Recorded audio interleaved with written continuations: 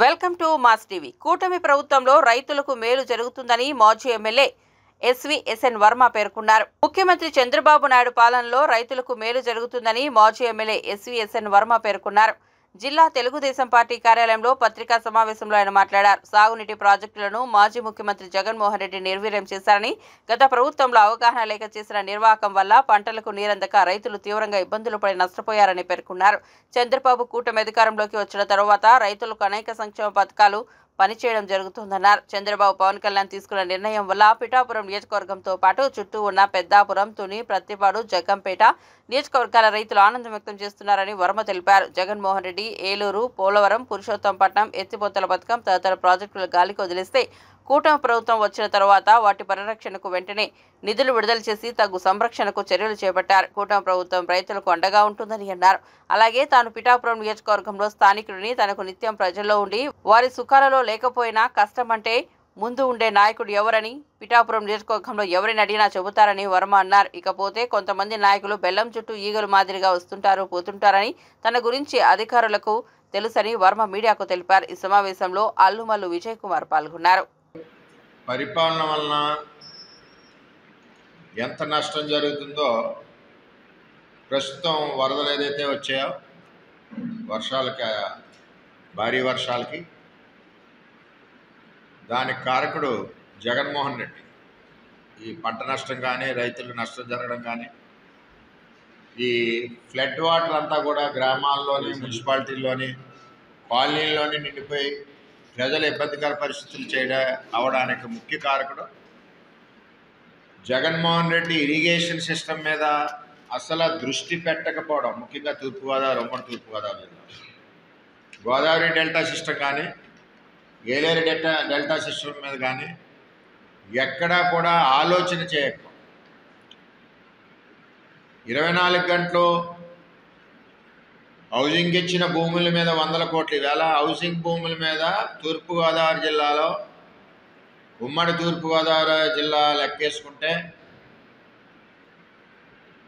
దగ్గర 700-800 కోట్ల రూపాయల, 1000 కోట్లు సుమారు అవినీతి జరిగింది ఇళ్ల స్థలాల్లో. మరి దీని మీద కూడా త్వరలోనే ఎంక్వైరీ చేసి వాటన్నిటి మీద దృష్టి పెట్టి ఎక్కడెక్కడో, ఈ ఊరి కాకినాడ ఎక్కడైతే ఎక్కడో 15 కిలోమీటర్ల అవతల పట్టాలు, పిఠాపురం ఎక్కడైతే 20 కిలోమీటర్ల అవతల పట్టాలు, వాళ్ళకి కమిషన్లు ఎక్కడొస్తే అలా చేసుకుంటూ వచ్చారు. ఏదేమైనా ఇరిగేషన్ సిస్టమ్ మీద దృష్టి పెట్టకపోవడం వల్ల జగన్మోహన్ రెడ్డి గారు మరి కాలువల సిల్ట్ తీయకపోవడం ఒకటి, మేజర్ కెనాల్స్ సిల్ట్ తీయకపోవడం, గండ్లు పూడ్చకపోవడం, ముఖ్యంగా గోదావరి డెల్టా డ్రైనేజ్ సిస్టంలో తెలుగుదేశం పార్టీ ఉన్నప్పుడు 200 కోట్ల రూపాయల నిధులు ఇచ్చి సుమారు దగ్గర ఇచ్చిన తర్వాత 42 డ్రైన్లో సుమారు 50% మోర్ దాన్ డ్రైన్లు పూర్తి చేసి ప్రభుత్వం కోల్పోవడం జరిగింది. మిగిలిన డ్రైన్లు జగన్మోహన్ రెడ్డి టైంలో అసలు మరి గోదావరి డెల్టా సిస్టంలో ఏమీ చేయలేదు. అందుకే ఈరోజు సముద్రంలోకి నీళ్లు వెళ్ళలేక, ఆ వాటర్ ఎటు వెళ్ళాలో తెలియక, సిల్ట్ తీయక ఈరోజు మొత్తం అంతా కూడా జలమయమైంది. అలాగే మన ఏలేరు సిస్టంలోకి వస్తే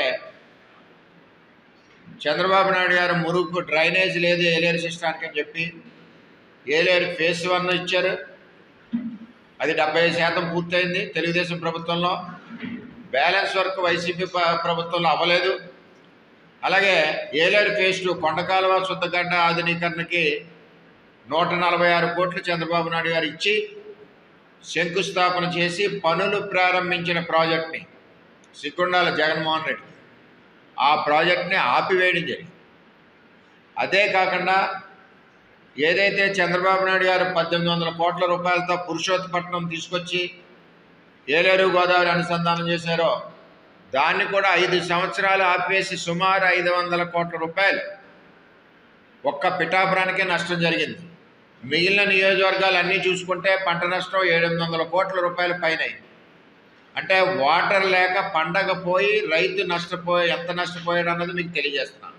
5 సంవత్సరాలు అంటే పురుషోత్తపట్నం వల్ల పిఠాపురం, పెద్దాపురం, జగ్గంపేట, పత్తిపాడు ఇన్ని నియోజకవర్గాల్లో 1,25,000 ఎకరం స్థిరీకరణ జరుగుతుందని చెప్పి చంద్రబాబు నాయుడు గారు పురుషోత్తపట్నం నుంచి ఏలేరుకి లిఫ్ట్ పెట్టారు.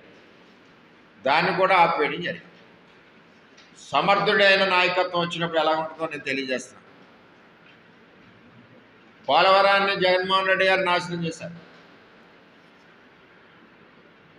ఆ పోలవరం జగన్మోహన్ రెడ్డి నాశనం చేశారు. ఈరోజు ఐడల్ పవర్ ఉండుంటే సంవత్సరానికి 2,500 కోట్ల రూపాయలు మనకి పవర్ సేవింగ్ వచ్చింది.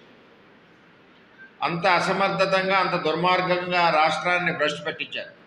సమర్థుడైన నాయకుడు ఉంటే చంద్రబాబు నాయుడు గారు ఈరోజు పోలవరాన్ని ముందుకు పరిగెట్టిస్తున్నారు.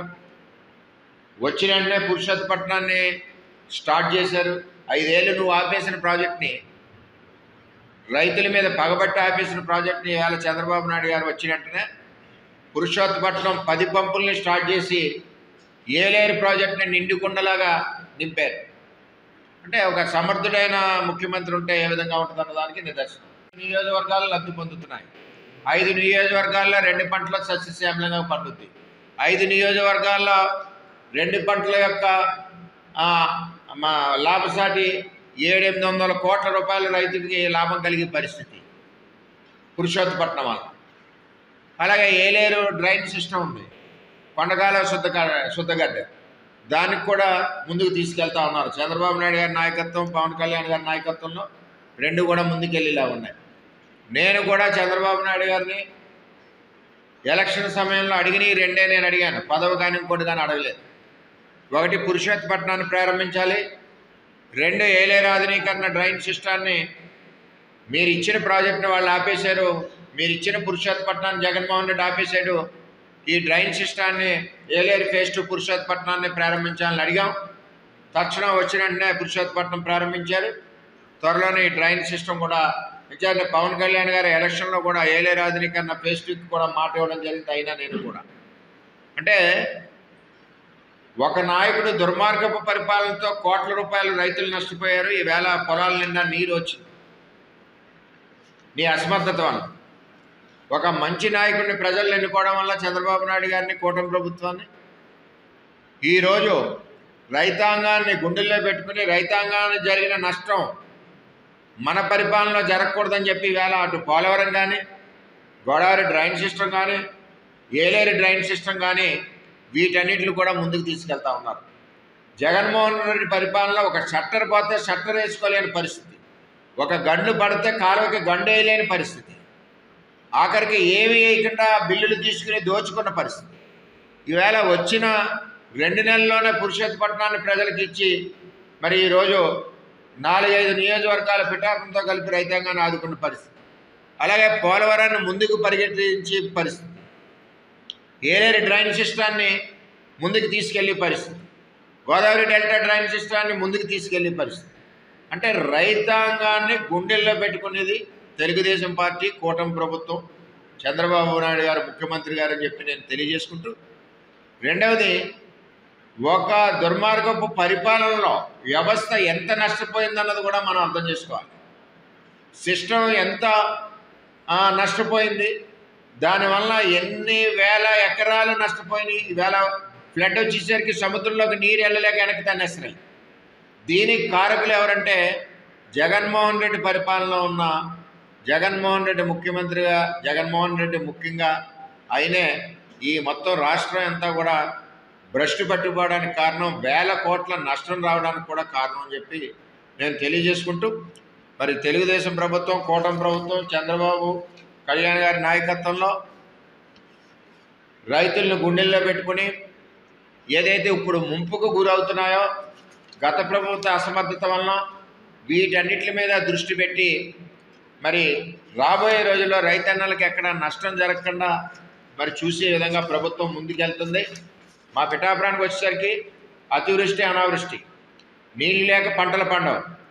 ఆ రోజు మేము పోరాడి చంద్రబాబు నాయుడు గారితో మరి అడిగినప్పుడు ఏలేరు గోదావరి అనుసంధానం చేసి 1800 కోట్లతో పురుషోత్తపట్నాన్ని ఇచ్చి పిఠాపురం రైతాంగాన్ని కళ్ళల్లో ఆనందం కలిగే విధంగా చంద్రబాబు నాయుడు గారు తెచ్చిన ప్రాజెక్ట్ని వాళ్ళు 5 సంవత్సరాలు జగన్మోహన్ రెడ్డి భ్రష్టు పట్టిస్తే మళ్ళీ తిరిగి ప్రారంభించినందుకు పిఠాపురంతో సహా పెద్దాపురం, జగ్గంపేట, పత్తిపాడు, తుని నియోజకవర్గాల రైతాంగం అందరూ కూడా హర్షం ప్రకటించడమే కాకుండా ఎంతో ఆనందంగా ఈరోజు వ్యవసాయాలు చేసుకుంటున్నారు.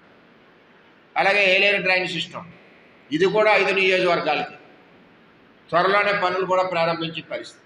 అంటే ఒక నాయకుడికి, చంద్రబాబు నాయుడు గారు లాంటి నాయకుడికి రైతుల మీద ఉన్న ప్రేమ ఏంటన్నది మరి తక్కువ సమయంలో మీరు నష్టపరిచిన 5 సంవత్సరాల్లో నష్టపోయిన ఇరిగేషన్ సంబంధించి, రైతాంగం సంబంధించిన సమస్యలన్నీ కూడా తక్కువ సమయంలో పూర్తి చేయడం అన్నది, దానికి ఒక ప్రణాళిక సిద్ధం చేయడం అన్నది చిన్న విషయం కాదని చెప్పి నేను తెలియజేసుకుంటూ